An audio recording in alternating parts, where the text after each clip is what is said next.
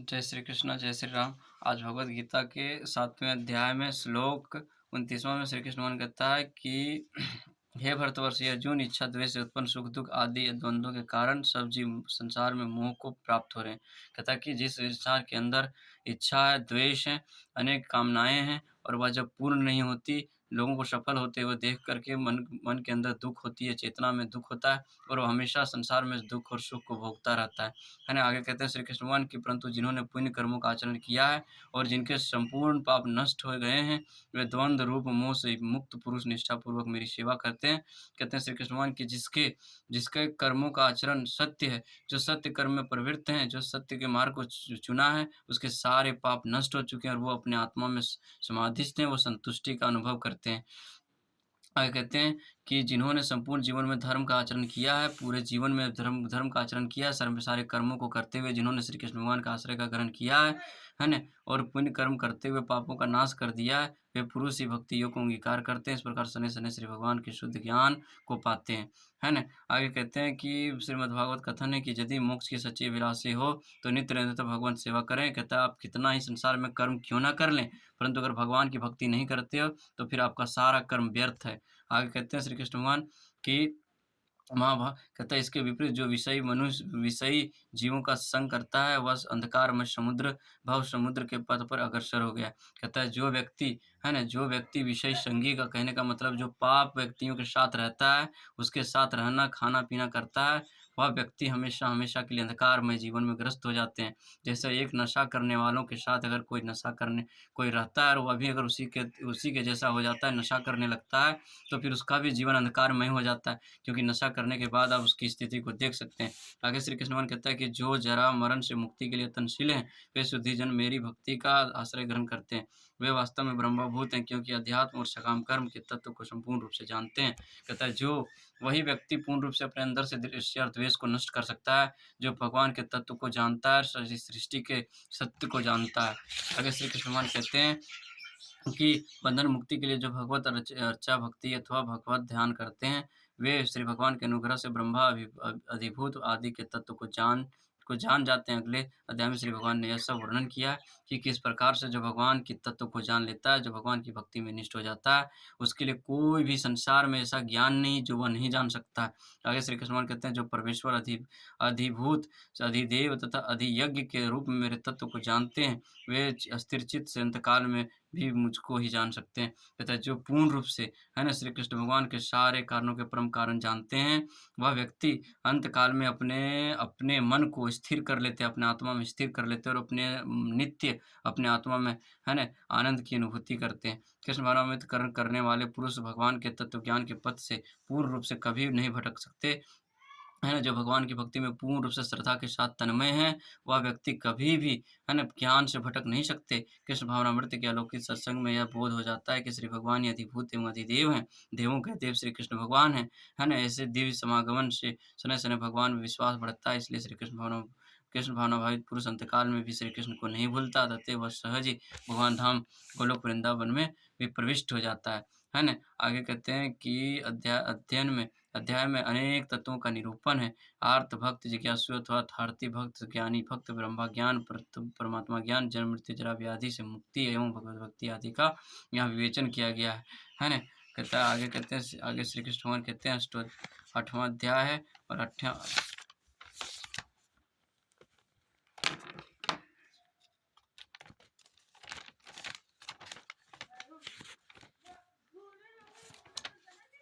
आगे श्री कृष्ण भगवान कहते हैं कि इन दोनों मार्गों के तत्व को जानकर भक्त कभी मोहित नहीं होता, इसलिए अर्जुन तू सदा भक्ति योग से युक्त रहा। कहता है जो भगवान की भक्ति में सदा संलिप्त है, लीन है, उसको कभी भी कर्म बंधन नहीं बांध पाते और ना ही वह कभी किसी के कर्मों में बंधता है।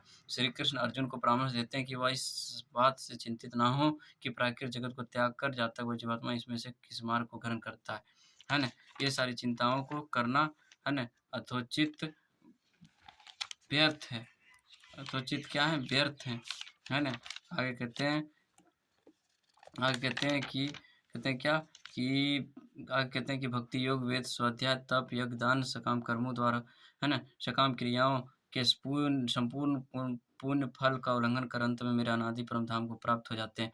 आगे कहते हैं श्री कृष्ण भगवान की ये ब्रह्मचार्य व्रत के कतिपय वैदिक सिद्धांत हैं, है ना? कहता है क्या कि 18 से जन्म से लेकर के 20 साल की वायु तक आयु तक, है ना? जन्म से लेकर 20 साल की आयु तक जो आचार्य के गुरुकुल में रह कर के आचार्य, है ना? आचार्यों या फिर गुरु के आश्रय में रह कर के गुरु की नित्य सेवा करता है, ब्रह्मचार्य व्रत में रहता है, वही व्यक्ति महान है।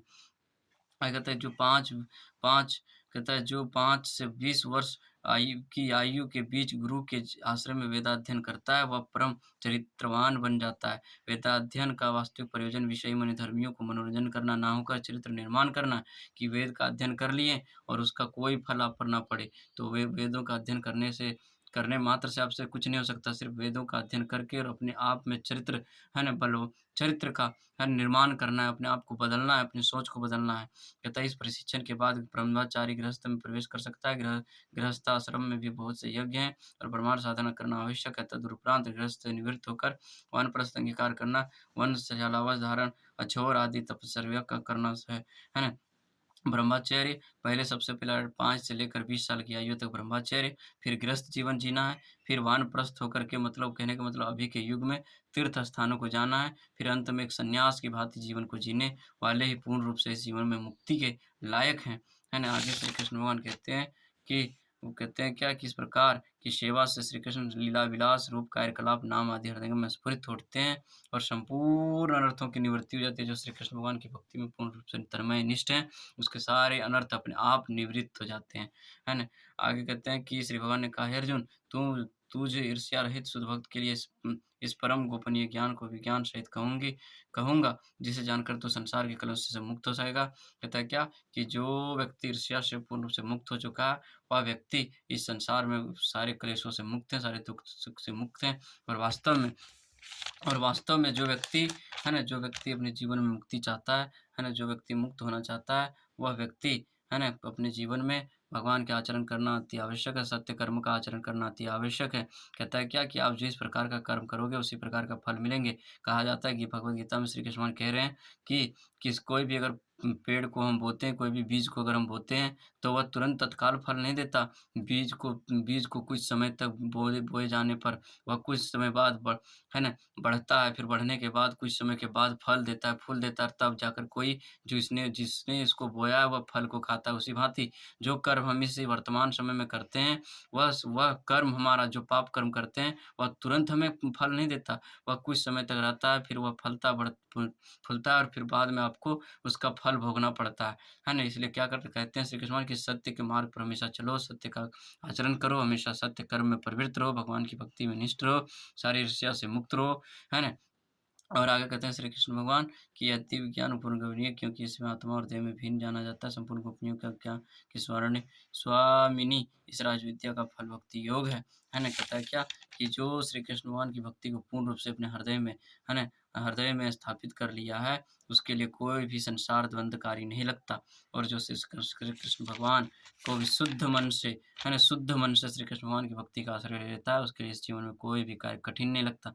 इसलिए श्रद्धा के साथ, है ना, श्रद्धा के साथ श्री कृष्ण भगवान की भक्ति में निष्ठ हो जाना ही पूर्ण रूप से अपने, है ना, मुक्ति का एकमात्र साधन है। आगे श्री कृष्ण भगवान कहते हैं कि जो व्यक्ति नित्य निरंतर, है ना, जो व्यक्ति नित्य निरंतर भगवान की भक्ति में, है ना, भगवान की भक्ति में निष्ठ रहता है, उसको भगवान बाहर भी, है ना, मतलब आत्मा से बाहर भी और आत्मा में भी श्री कृष्ण भगवान का नित्य दर्शन हुआ करता है। इसलिए भगवान की भक्ति होना अति आवश्यक है ना? आगे कहते हैं श्री कृष्ण भगवान कि जो व्यक्ति, है ना, जो व्यक्ति क्या कहते हैं कि जो व्यक्ति, है ना, श्री भगवान के तत्व को इसी प्रकार जानना चाहिए। हमें कितने ही कार्य करना चाहते हैं, परंतु मार्ग में इतना अधिक व्यवधान होते हैं, कहते हैं कि कभी-कभी तो इच्छा को कार्य रूप देना असंभव हो जाता है। कहता है भले ही हम किसी भी कार्य को सोच सकते हैं, लेकिन उसे पूर्ण करने का अधिकार सिर्फ़ श्री कृष्ण भगवान के पास है। हम कोई भी कार्य को कभी ऐसा सोचते हैं जो क्या होता है, मेरे कार्य सोचने के विपरीत हो जाता है। क्यों हो जाता है? क्योंकि वो भगवान की इच्छा नहीं होती, इसलिए कोई भी कार्य भगवान की इच्छा के कभी खिलाफ हो ही नहीं सकता। और कहा भी जाता है कि भगवान की इच्छा की मर्ज़ी के बिना एक पत्ता भी नहीं हिलता। तो सोचिए कि आप जो भी कर्म कर रहे हैं, अगर वो कर्म आपका सत्य नहीं है, तो श्री कृष्ण भगवान किस प्रकार उसका फल देंगे?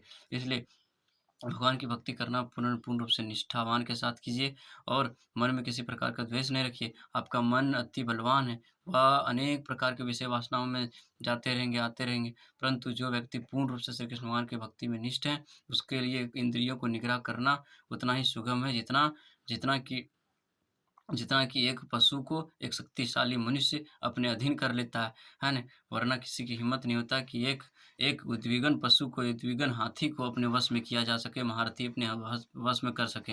परंतु जिस व्यक्ति के पास है ना, उसको अपने अधीन करने का विद्या है, ज्ञान है, वह व्यक्ति तत्काल उस वेदवती हाथी को, वेदवती मन को अपने अधीन कर लेता है। और जो सारे मन को अपने अधीन कर लिया है, जो अपने कर्मों को अपने अधीन कर लिया है, और कर्म करते हुए भी जो कर्म फल में नहीं बनता, जो भी कर्म करता है वो कर्म के फल की इच्छा से रहित है, वह व्यक्ति निस्संदेह सफलता की मार्ग प्राप्त करता है ना? लक्ष्य में अवश्य वह लक्ष्य की प्राप्ति कर सकता है। श्री कृष्ण भगवान ही इस संसार का सत्य है और श्री कृष्ण भगवान में जो तन्मय हैं, उसके लिए भी ये संसार पूर्ण रूप से सुख शांति के सानिध्य हैं। इसलिए श्री कृष्ण भगवान का आश्रय लेकर श्री कृष्ण भगवान की सेवा नित्य करें। जय श्री कृष्ण, जय श्री राम, जय बजरंगबली। आपका दिन शुभ, आपका जीवन मंगलमय हो। जय श्री कृष्ण, जय